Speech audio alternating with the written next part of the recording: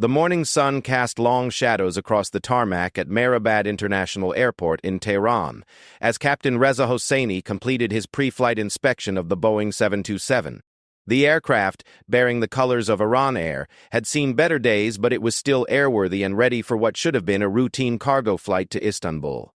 Hosseini, a veteran pilot with over 20 years of experience flying both military and civilian aircraft, moved methodically around the plane, checking control surfaces, tires, and engine intakes, with the practiced eye of someone who had learned never to take shortcuts. The political climate in the region had been tense for months. Relations between Iran and NATO countries had deteriorated following a series of diplomatic incidents, and the airspace above Eastern Europe had become a complex web of restricted zones and heightened military alertness. Commercial flights still operated along designated corridors, but everyone in the aviation community knew that straying from approved flight paths could have serious consequences. Hosseini's co-pilot, First Officer Ahmad Nazemi, was younger and less experienced, but he had earned his captain's respect through careful attention to detail and a calm demeanor under pressure. As they settled into the cockpit and began their checklist procedures, neither man suspected that their routine cargo run would soon become an international incident that would be analyzed and debated for years to come. The cargo manifest listed machine parts and textiles bound for Turkish importers, nothing unusual or particularly valuable. The flight plan called for a standard route that would take them northwest from Tehran, across the Caspian Sea, then over the Caucasus Mountains, before entering Turkish airspace near Trabzon. From there, it was a straightforward approach to Istanbul's Ataturk Airport. Weather conditions were favorable, with clear skies and light winds forecast along the entire route. Air traffic control cleared Iran Air Flight 655 for takeoff at 0847 hours local time. The Boeing 727's three Pratt & Whitney engines spooled up with their characteristic whine, and Hosseini felt the familiar push of acceleration as they rolled down the runway. Within minutes, they were airborne and climbing toward their cruising altitude of 35,000 feet. The flight was proceeding exactly as planned. As they crossed into international airspace over the Caspian Sea, Hosseini noticed increased radio chatter on the emergency frequencies. Military aircraft seemed to be more active than usual in the region, but this wasn't entirely uncommon given the ongoing tensions. He made a mental note to monitor the situation but saw no immediate cause for concern. Their flight plan had been filed well in advance and approved by all relevant authorities. What Hosseini didn't know was that 800 miles to the northwest, at Lakenheath Air Base in England, a pair of F-22 Raptor stealth fighters had been scrambled as part of a routine NATO air policing mission. The pilots, Major Sarah Chen and Captain Marcus Rodriguez, had received intelligence briefings about increased Iranian military activity in the region, but their mission parameters were standard: patrol the outer edges of NATO airspace and monitor any aircraft that might pose a potential threat. The F-22 Raptor represented the pinnacle of American air superiority technology. Its stealth capabilities, advanced radar systems, and sophisticated electronic warfare equipment made it virtually invisible to most detection systems, while giving its pilots an unprecedented view of the airspace around them. Chen and Rodriguez were among the most skilled pilots in the U.S. Air Force, selected for this sensitive mission precisely because of their experience and judgment. As the Iranian Boeing 727 continued its journey westward, a navigation error began to develop. The aircraft's aging inertial navigation system, combined with an incorrectly entered waypoint coordinate, was causing a gradual drift in their course. The deviation was small at first, barely noticeable on the aircraft's instruments, but it was steadily taking them away from their approved flight path and toward the edge of NATO-controlled airspace. First Officer Nazemi was the first to notice something wasn't quite right. The landmarks visible below didn't match exactly with what he expected to see at this point in their journey, but the discrepancy was subtle enough that he initially attributed it to the unfamiliar terrain. He mentioned his observation to Captain Hosseini, who glanced at the navigation display and made a quick mental calculation of their position. The older pilot's experience told him that something was amiss, but he wanted to verify their position before making any course corrections. He called air traffic control to request a position update, but the response he received was garbled by static. The aircraft was now flying through an area where radio communication was often difficult due to mountainous terrain and atmospheric interference. Meanwhile, ground-based radar installations across Eastern Europe had been tracking the Iranian aircraft since it left Tehran airspace. The flight was showing as a scheduled commercial cargo run on their systems, but as it began to deviate from its filed flight plan, automated alert systems began to activate. Military commanders at various NATO installations received notifications that an aircraft of Iranian origin was approaching sensitive airspace. The decision to scramble interceptor aircraft wasn't taken lightly. International aviation law provided clear protocols for dealing with aircraft that strayed into restricted airspace, but the current political climate added layers of complexity to what should have been a straightforward situation. Orders were transmitted to the F-22s with specific instructions: intercept and identify the aircraft, determine its intentions, and escort it back to approved flight paths if necessary. Major Chen acknowledged the new mission parameters and banked her Raptor toward the intercept coordinates provided by ground control. Her aircraft's powerful ANAPG-77 radar system had already detected the Iranian Boeing 727, still more than 200 miles away. The commercial aircraft appeared to be maintaining a steady course and altitude, showing no signs of evasive maneuvers or hostile intent. As the distance between the two aircraft closed, Chen began following established intercept procedures. She positioned her F-22 several miles behind and slightly below the Iranian jet, maintaining visual contact while staying outside the range where her presence would be immediately obvious to the commercial aircraft's radar systems. Her wingman, Captain Rodriguez, took a parallel position further out, ready to provide backup if the situation escalated. The protocols for intercepting civilian aircraft were clear and had been developed through decades of experience with similar incidents. The intercepting pilot was supposed to make visual contact, attempt radio communication on international emergency frequencies, and if necessary, use standardized visual signals to direct the aircraft away from restricted areas. Force was only authorized as an absolute last resort when all other options had been exhausted. Captain Hosseini was still trying to establish clear radio contact with air traffic control when his co-pilot suddenly pointed toward the port side window. "Captain, there's another aircraft out there." Nazami's voice carried a note of concern that immediately got Hosseini's attention. The veteran pilot leaned over to look in the direction his younger colleague was indicating. What he saw made his blood run cold. The sleek, angular silhouette of an F-22 Raptor was clearly visible about 2 miles away, its gray camouflage pattern standing out against the blue sky. The fighter was maintaining a parallel course, and Hosseini could see that its pilot was clearly observing their aircraft. This was no chance encounter. They were being intercepted. The Iranian captain's mind raced through the possible reasons for the military aircraft's presence. Had they somehow strayed into restricted airspace without realizing it? Was this a case of mistaken identity, or had the political situation deteriorated to the point where routine commercial flights were now being treated as potential threats? Hosseini immediately attempted to contact the fighter pilot on the international emergency frequency, following procedures he had learned during his military service years earlier. "Military aircraft, this is Iran Air Cargo Flight 655. A civilian Boeing 727 en route from Tehran to Istanbul. Please identify yourself and state your intentions."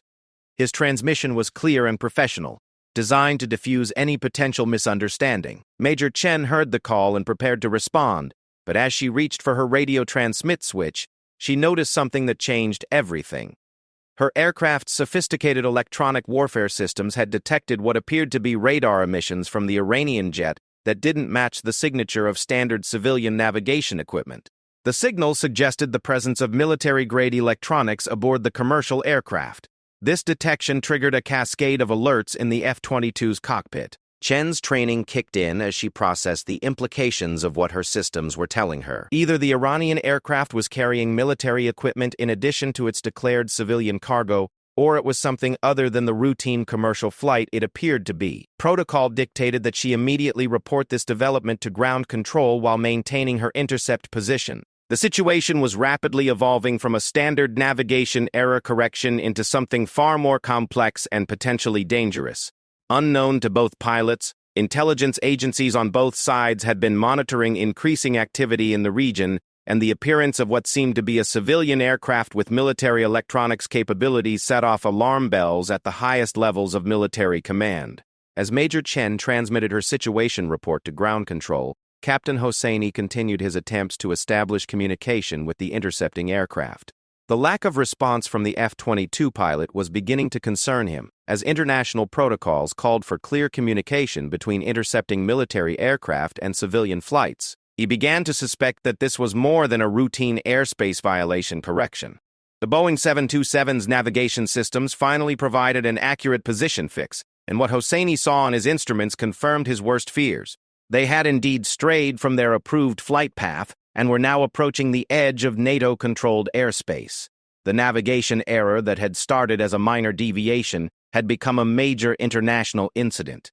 First Officer Nazemi was monitoring multiple radio frequencies, trying to establish contact with any air traffic control facility that could help clarify their situation. The radio chatter he was picking up included coded military transmissions that suggested a much larger military response was being coordinated. Other aircraft were being vectored toward their position, and ground-based missile defense systems were reportedly being placed on heightened alert status. The realization that they had become the focus of a major military response sent a chill through both Iranian pilots. What had started as a routine cargo flight was now a potential international crisis, and they were at the center of it. Every decision they made in the next few minutes could have far-reaching consequences, not just for their own safety, but for the already strained relations between their country and the Western alliance. Captain Hosseini made the decision to immediately alter course toward the nearest airport where they could land and sort out the situation on the ground. He banked the Boeing 727 into a gentle turn, hoping that this clear indication of peaceful intentions would help diffuse the military response that was building around them. What he didn't know was that this course change would take them even deeper into sensitive airspace, further complicating an already dangerous situation. As the Iranian jet began its turn, Major Chen found herself facing a decision that went beyond her normal mission parameters. The aircraft was now heading directly toward a highly classified NATO installation, and the military electronics her systems had detected were still active. Ground control was demanding immediate clarification of the situation, but radio communication with the Iranian pilots had been unsuccessful. The stage was set for a confrontation that neither side had intended, but which could rapidly spiral beyond anyone's ability to control. In the space of less than an hour, a routine commercial flight had become an international incident, with the potential to trigger a much larger conflict. The next few minutes would test the judgment and professionalism of pilots on both sides, as well as the command structures that were supposed to prevent such situations from escalating into tragedy. The tension in the F-22's cockpit was palpable, as Major Chen processed the stream of conflicting information flowing through her communications system. Ground control at Ramstein Air Base was demanding immediate updates on the Iranian aircraft status, while her own aircraft's electronic warfare systems continued to detect what appeared to be military-grade radar emissions from the Boeing 727. The situation had moved far beyond a simple airspace violation, and Chen knew that her next actions could determine whether this incident ended peacefully or escalated into an international crisis. Chen's wingman, Captain Rodriguez, had positioned his F-22 on the opposite side of the Iranian jet, effectively boxing it in between the two stealth fighters. From his vantage point, Rodriguez could see that the commercial aircraft appeared to be operating normally, with no visible external modifications or unusual antenna arrays that might explain the electronic signatures Chen's systems were detecting. The discrepancy between what they were seeing visually and what their electronic systems were reporting added another layer of complexity to an already challenging situation. In the Boeing 727's cockpit, Captain Hosseini was becoming increasingly frustrated with his inability to establish clear communication with either the intercepting fighters or ground-based air traffic control. The radio frequencies that should have provided clear channels for emergency communication were filled with static and intermittent transmissions in languages and code words he couldn't understand. What he didn't realize was that his aircraft's aging communication equipment was inadvertently interfering with military frequencies, creating the electronic signature that had triggered the alert in the F-22 systems. The Iranian captain's decision to alter course toward the nearest suitable airport had unintended consequences that were rapidly becoming apparent to military commanders monitoring the situation from the ground.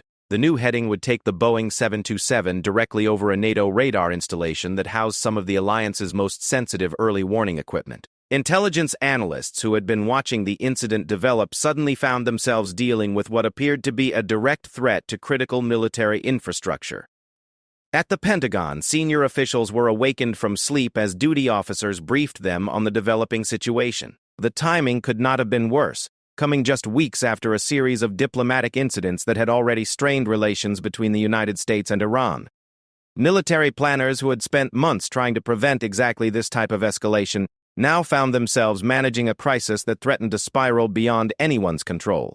First Officer Nazemi had finally managed to establish partial radio contact with a Turkish air traffic control facility, but the information he received only added to their confusion. According to the Turkish controllers, their flight plan showed them as being significantly off course, and multiple military aircraft were reportedly converging on their position. The young co-pilot relayed this information to his captain, who realized that they were now at the center of what could quickly become a major international incident. The Boeing 727's fuel situation was also becoming a concern.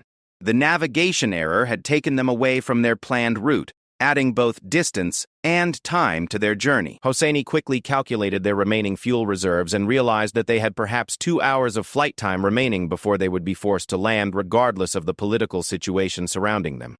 The pressure to resolve the crisis was mounting from multiple directions. Major Chen received new orders from ground control that fundamentally changed the nature of her mission. Intelligence analysts had determined that the Iranian aircraft's electronic signature matched patterns associated with intelligence gathering equipment, leading to suspicions that this was not the routine commercial flight it appeared to be. Chen was now authorized to use more aggressive tactics to force the aircraft to land at a designated NATO facility where it could be thoroughly inspected. The escalation in orders troubled Chen, who had observed nothing in the Iranian aircraft's behavior that suggested hostile intent. The pilots were clearly trying to establish communication and had made course changes that appeared designed to move away from sensitive areas rather than toward them. Her training emphasized the importance of avoiding unnecessary escalation, but she was also bound to follow lawful orders from her chain of command. As the F-22s moved into more aggressive intercept positions, the crew of the Iranian Boeing 727 became acutely aware that their situation was deteriorating rapidly. The military aircraft were now clearly visible on both sides of their cockpit, and Hosseini could see that the fighter pilots were making hand signals that he recognized from his own military training years earlier. They were being ordered to follow the intercepting aircraft to a landing site of their choosing. The Iranian captain faced a decision that would have far-reaching consequences not just for his own crew and aircraft, but potentially for the broader diplomatic relationship between his country and the NATO alliance. Following the fighter's direction would mean landing at a military facility where his aircraft and cargo would almost certainly be impounded and thoroughly searched. Refusing to comply, however, could be interpreted as a hostile act with potentially catastrophic consequences. Hosseini attempted once more to explain his situation over the international emergency frequency, providing his flight number, departure point, destination, and the nature of his cargo. He also transmitted his aircraft's registration number and requested that the intercepting pilots verify his information with international aviation databases. What he didn't know was that his transmissions were being monitored not just by the F-22 pilots, but by intelligence agencies from multiple countries who were analyzing every word for potential hidden meanings. The political implications of the incident were becoming clear to government officials on both sides of the confrontation. In Tehran, emergency meetings were being convened as military and diplomatic leaders tried to understand how one of their civilian aircraft had become the focus of what appeared to be a major NATO military response.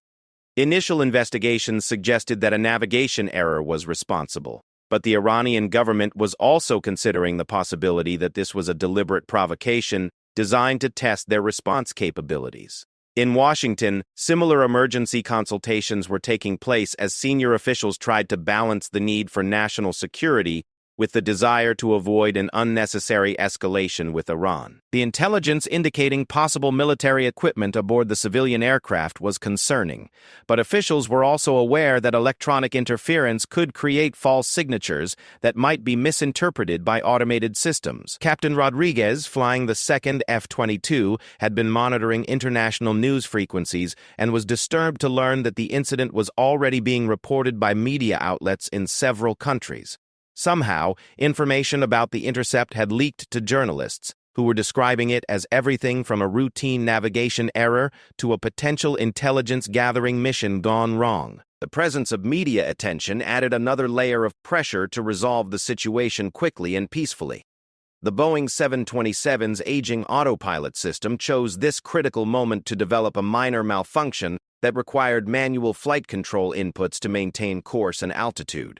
The additional workload came at a time when Captain Hosseini was already managing multiple competing demands on his attention, from radio communications to navigation to the presence of the intercepting fighters. The stress was beginning to take its toll on both Iranian pilots. Major Chen had been monitoring her fuel consumption and realized that the F-22s would soon need to either resolve the situation or return to base for refueling. Stealth fighters, despite their advanced capabilities, had relatively limited endurance compared to larger aircraft, and the extended intercept mission was approaching the limits of their operational range. She transmitted this information to ground control, along with her assessment that the Iranian crew appeared to be cooperating within the limits of their apparent confusion about the situation. The recommendation from military commanders monitoring the situation was becoming increasingly clear. Force the Iranian aircraft to land at a NATO facility where it could be thoroughly inspected, and the electronic signature mystery could be resolved. However, implementing this decision required careful consideration of the potential consequences, including the possibility that Iran might respond by intercepting NATO aircraft over international waters or taking other retaliatory actions. As the standoff continued, weather conditions in the region began to deteriorate. A front moving in from the Atlantic was bringing clouds and turbulence that would complicate both the intercept mission and any potential landing procedures. The meteorological situation added urgency to the need for a resolution, as conducting complex aircraft movements in poor weather conditions significantly increased the risk of accidents. First Officer Nazami reported to his captain that he was receiving intermittent radar contacts from what appeared to be additional military aircraft approaching their position. The Iranian crew was beginning to realize that they had become the focus of a major military operation involving multiple aircraft and ground-based systems. The scope of the response seemed far out of proportion to a simple navigation error, leading them to suspect that there were factors at play that they didn't understand. The Iranian Boeing 727's cargo manifest, which had seemed routine when they departed Tehran, was now being analyzed by intelligence specialists who were looking for any indication of dual-use items that might explain the military interest in their aircraft. The machine parts and textiles listed on the manifest appeared legitimate, but experts were considering the possibility that military equipment might have been concealed within seemingly innocent cargo containers. Captain Hosseini made a decision that would prove to be a turning point in the crisis. Rather than continuing to follow the course dictated by his navigation system, he chose to transmit his exact position coordinates and request vectors to the nearest international airport, where he could land and resolve the situation through diplomatic channels rather than military confrontation.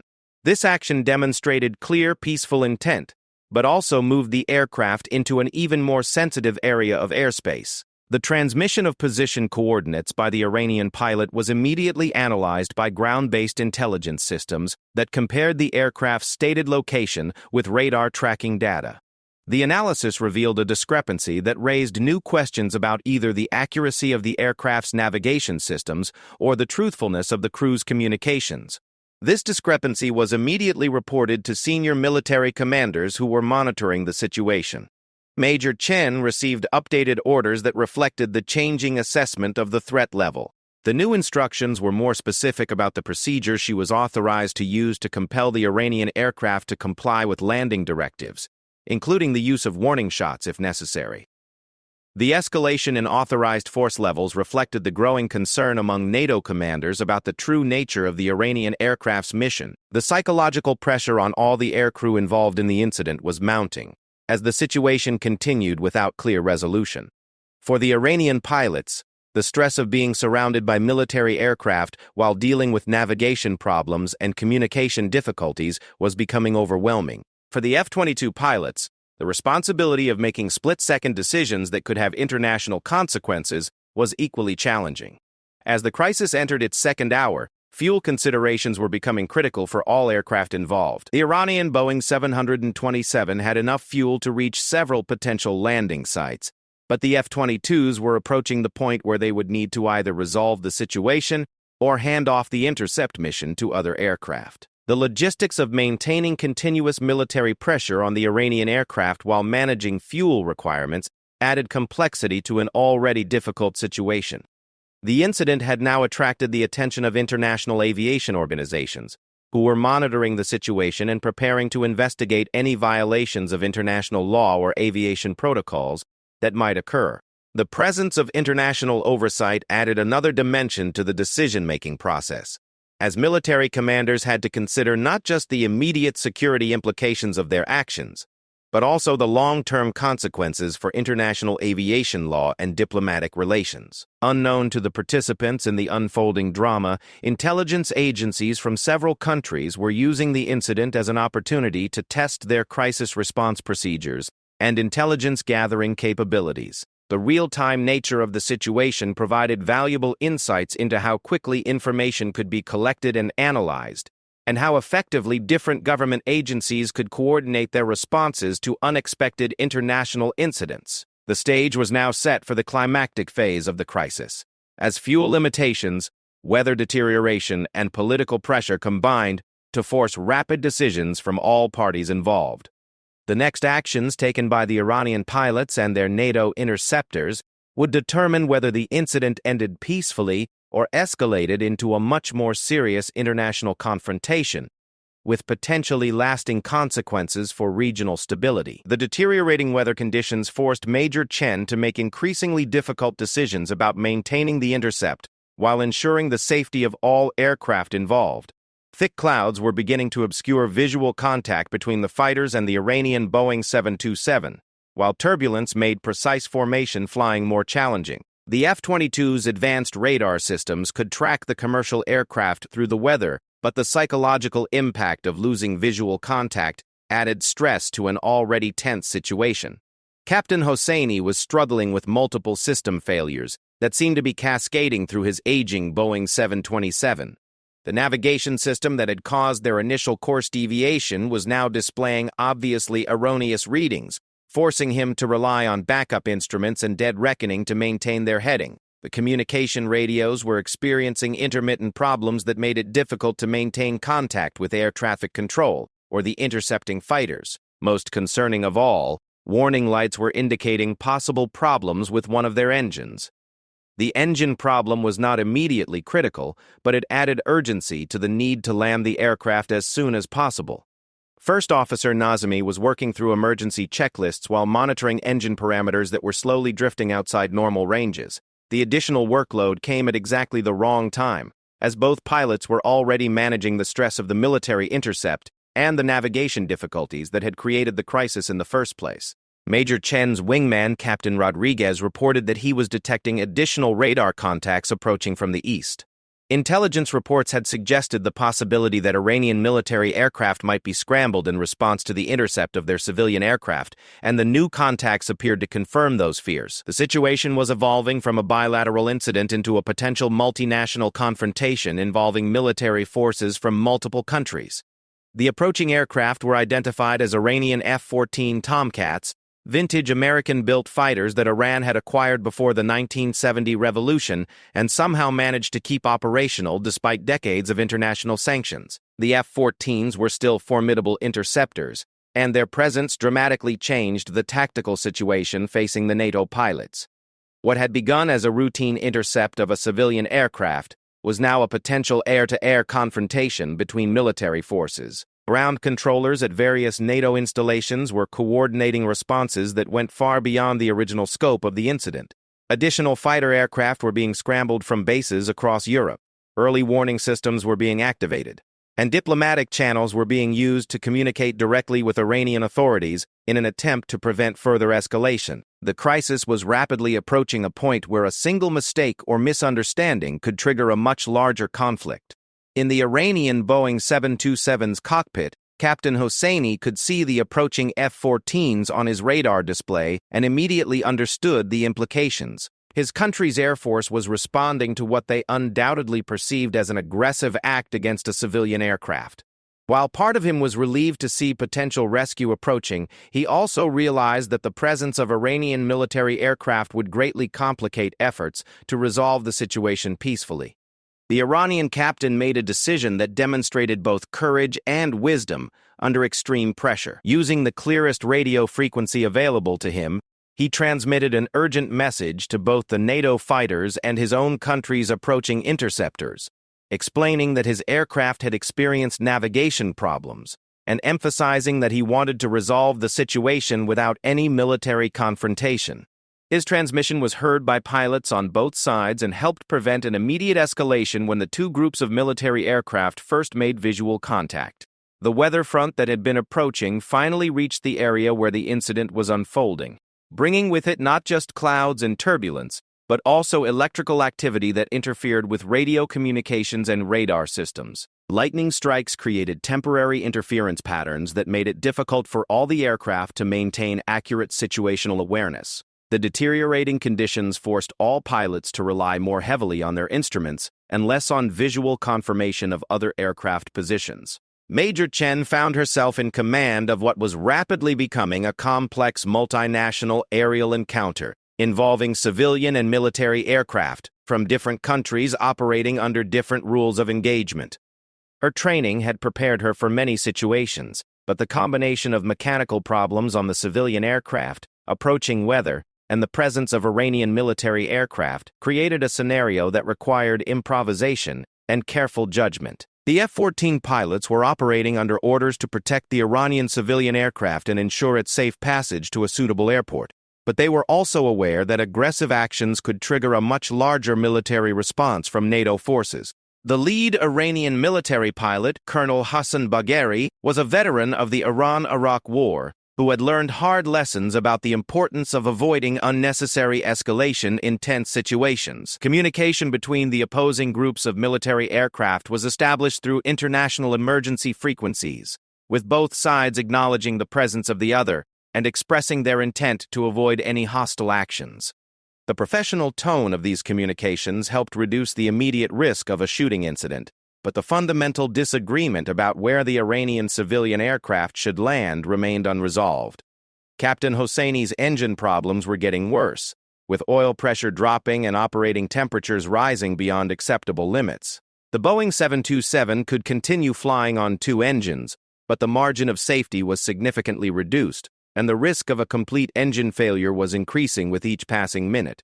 The mechanical emergency was now driving the timeline for resolving the political and military standoff surrounding his aircraft. The Iranian captain declared an emergency and requested immediate clearance to the nearest suitable airport, regardless of its political status.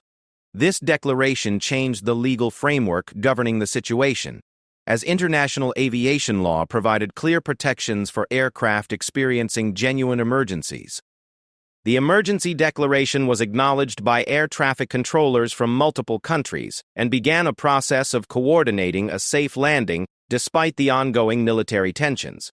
Major Chen received updated orders from her ground controllers that took into account the declared emergency aboard the Iranian aircraft. The new instructions emphasized the paramount importance of aviation safety while still maintaining security concerns about the aircraft's cargo and equipment.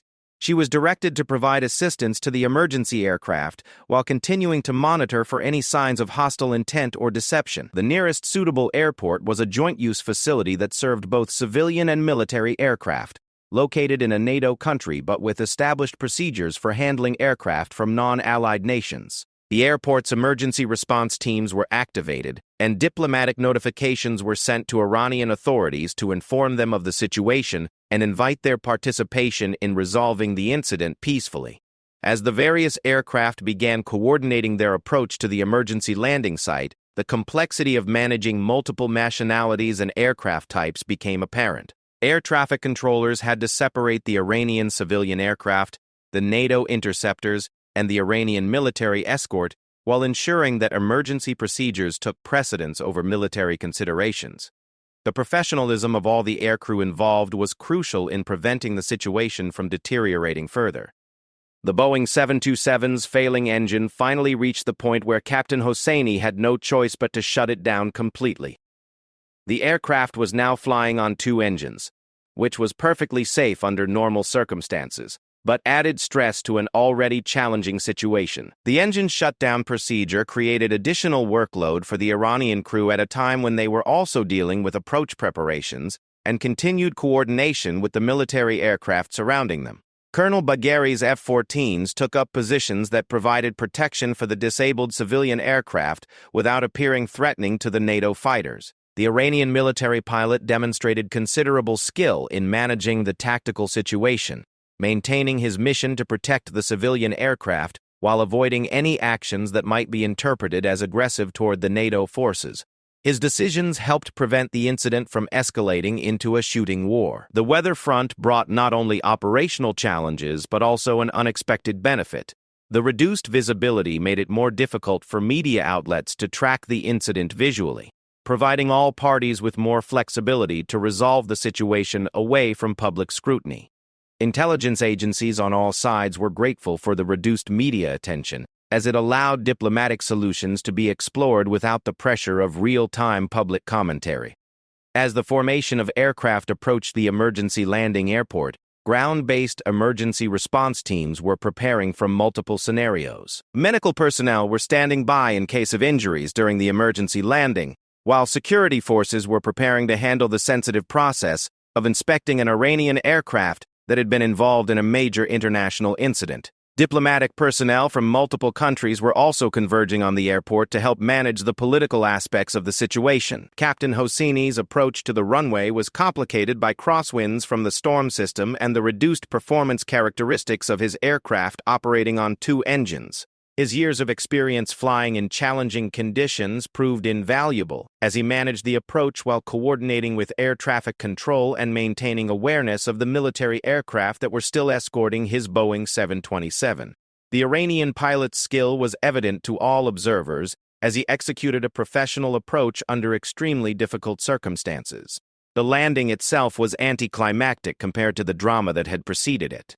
Captain Hosseini touched down smoothly on the runway and brought his aircraft to a stop without incident, ending the flight phase of what had become a major international crisis. Emergency vehicles surrounded the Boeing 727 as soon as it stopped rolling, but their services were not needed as all crew members were uninjured and the aircraft was secure.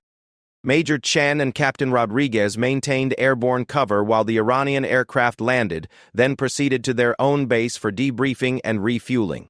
The professional manner in which they had handled an extremely complex and potentially dangerous situation would later be recognized by their superiors, but at the moment they were simply relieved that the incident had ended without casualties or escalation to active combat. The Iranian F-14s remained in the area until they received confirmation that their civilian aircraft had landed safely and that the crew was being treated properly by ground authorities. Colonel Bagheri's decision to escort the civilian aircraft had helped ensure its protection while also demonstrating Iran's commitment to defending its civilian aviation assets. The presence of the Iranian military aircraft had complicated the situation, but may also have helped prevent more aggressive actions by NATO forces. As the aircraft involved in the incident dispersed to their respective bases and destinations, the focus shifted from immediate crisis management to longer-term diplomatic and investigative efforts. The emergency landing had resolved the immediate safety concerns, but questions remained about how the incident had developed and what lessons could be learned to prevent similar situations in the future.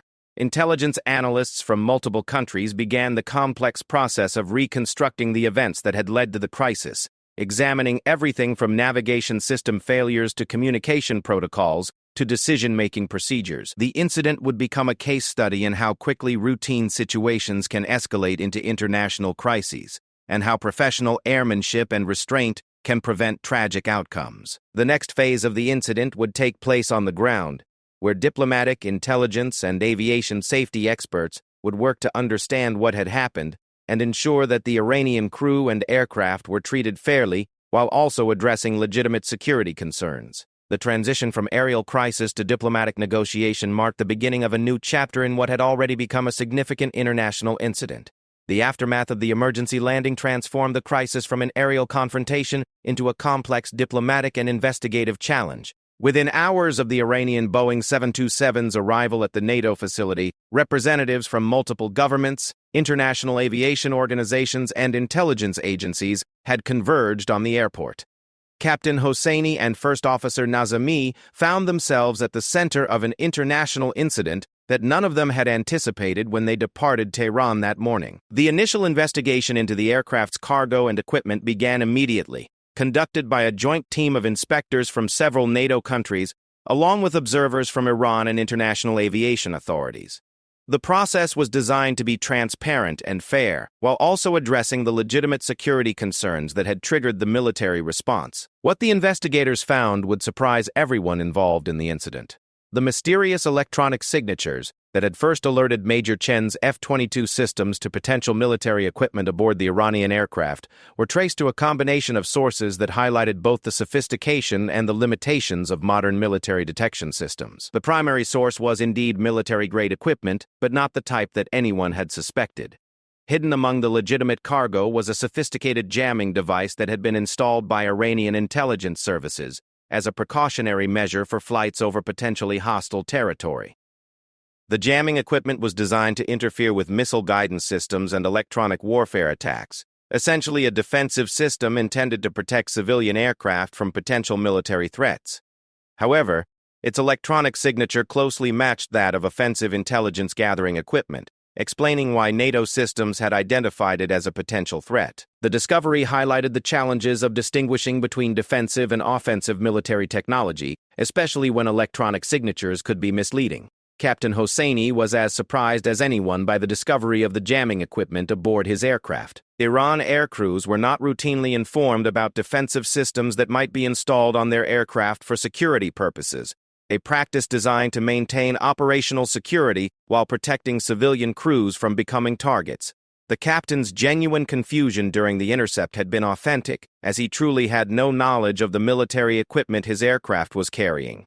The investigation also revealed that the navigation system failure that had started the entire incident was the result of a cyber attack that had targeted the aircraft's electronic systems.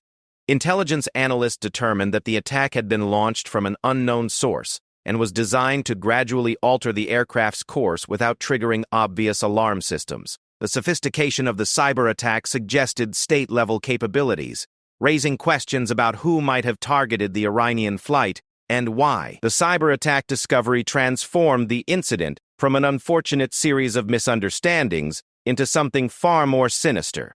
If foreign intelligence services were capable of hijacking civilian aircraft by manipulating their navigation systems, the implications for aviation security worldwide were staggering. Every commercial flight could potentially be turned into an unwitting intelligence-gathering platform, or worse, a weapon against ground targets. Major Chen and Captain Rodriguez were debriefed extensively about their observations and decisions during the intercept.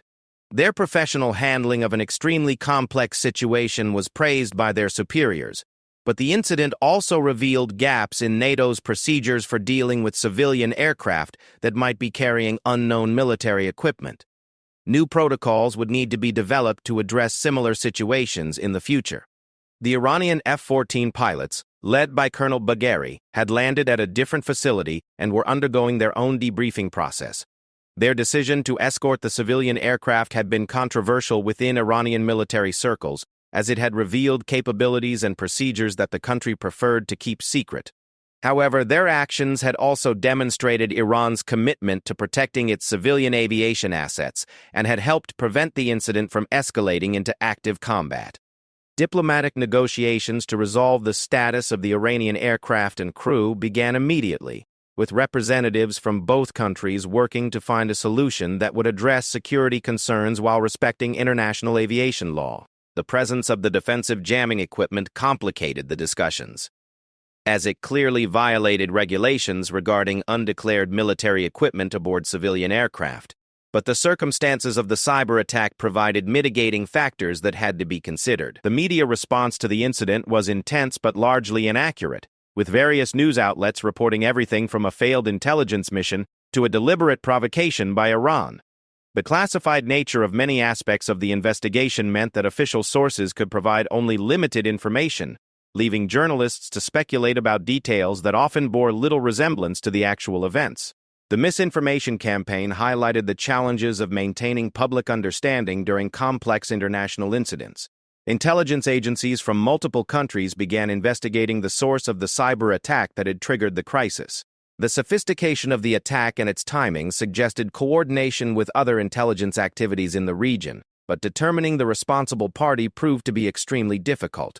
The attack had been designed to conceal its origins, using techniques that made attribution nearly impossible with available evidence. Captain Hosseini and his crew were treated professionally throughout their detention, with Iranian diplomatic representatives present during all interviews and interrogations. The aircraft captain's cooperation with the investigation helped establish the innocent nature of their mission, while also providing valuable information about the cyber attack and its effects on their aircraft systems.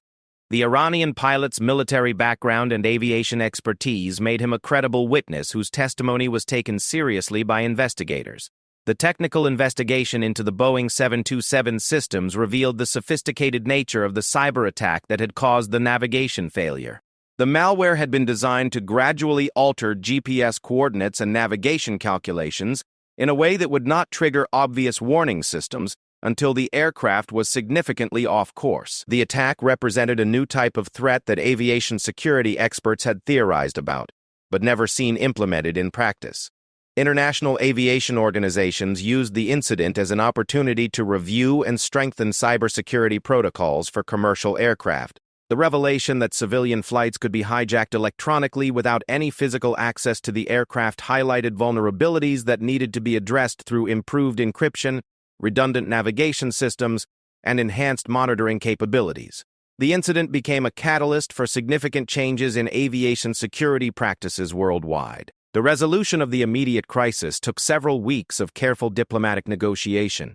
Iran agreed to modify its procedures for installing defensive equipment on civilian aircraft to ensure better coordination with international authorities, while NATO countries committed to improving their protocols for handling potentially compromised civilian aircraft. The Boeing 727 and its crew were eventually released after the completion of all investigations and the implementation of new security procedures. The human cost of the incident was measured not just in the stress experienced by the aircrew involved, but also in the broader impact on international relations and aviation security. Captain Hosseini returned to flying after a brief period of administrative leave, but the psychological impact of being at the center of a potential international conflict remained with him for years. The incident highlighted the enormous pressure that civilian pilots could face when caught in the middle of military and political confrontations. Major Chen's career was enhanced by her professional handling of the incident, and she was promoted to a position where she helped develop new protocols for similar situations. Her experience during the intercept provided valuable insights into the challenges of making life-and-death decisions with incomplete information under extreme time pressure. The lessons learned from her actions helped improve training programs for fighter pilots worldwide. The broader implications of the incident extended far beyond the immediate participants. The demonstration that civilian aircraft could be hijacked electronically raised concerns about the vulnerability of commercial aviation to cyber warfare. Military planners had to consider new defensive measures while also developing offensive capabilities that could counter similar attacks against their own aircraft and infrastructure. The investigation into the source of the cyber attack continued for months without reaching definitive conclusions about the responsible parties. However, the techniques used in the attack provided intelligence services with valuable information about the capabilities and methods of potential adversaries. The incident became part of a larger pattern of cyber warfare activities that were reshaping international security considerations. Years later, the incident was studied by aviation safety experts, military analysts, and diplomatic historians as an example of how quickly modern international crises can develop and how professional restraint can prevent tragic outcomes. The combination of technological vulnerabilities, political tensions, and human decision-making under pressure created a case study that influenced training programs and policy development for years to come. The Iranian Boeing 727 eventually returned to commercial service after extensive modifications to its navigation and communication systems. The aircraft became something of a celebrity in aviation circles, known as the plane that had survived one of the most complex international incidents in modern aviation history. Captain Hosseini continued flying until his retirement, often speaking at aviation safety conferences about the importance of maintaining professionalism under extreme pressure. The friendship that developed between Major Chen and Captain Hosseini through their shared experience became a symbol of how professional aviators could maintain mutual respect despite the political tensions between their countries. Their correspondence over the years following the incident demonstrated that the bonds formed by shared challenges could transcend national boundaries and political differences. The incident ultimately contributed to improved relationships between Iran and NATO countries, as the cooperative investigation and professional handling of the crisis demonstrated that even adversarial nations could work together when faced with common challenges. The precedent set by the incident influenced how future aviation crises were handled, with an emphasis on immediate communication, professional cooperation, and rapid diplomatic engagement to prevent escalation. The technological lessons learned from the cyber attack led to significant improvements in aviation cybersecurity that benefited airlines worldwide. The incident demonstrated that the threats facing commercial aviation were evolving beyond traditional security concerns to include sophisticated electronic warfare capabilities that required new defensive measures and international cooperation to address effectively. The story of the Iranian jet that entered NATO airspace and went silent when the F-22 behind it broke protocol became more than just an incident report in military files. It became a testament to the importance of professional training, international cooperation, and the human capacity to make wise decisions under extreme pressure. The incident proved that even in an era of increasing international tensions and technological complexity, the fundamental principles of aviation safety and mutual respect between professional aviators could prevent minor misunderstandings from escalating into major tragedies. The legacy of the incident continued to influence aviation policy, military training, and diplomatic procedures long after the immediate crisis had been resolved. It served as a reminder that in an interconnected world where civilian and military technologies increasingly overlapped, the importance of clear communication, professional restraint, and international cooperation had never been greater. The incident became a case study in how the modern world's complex challenges required collaborative solutions that transcended national boundaries and political differences.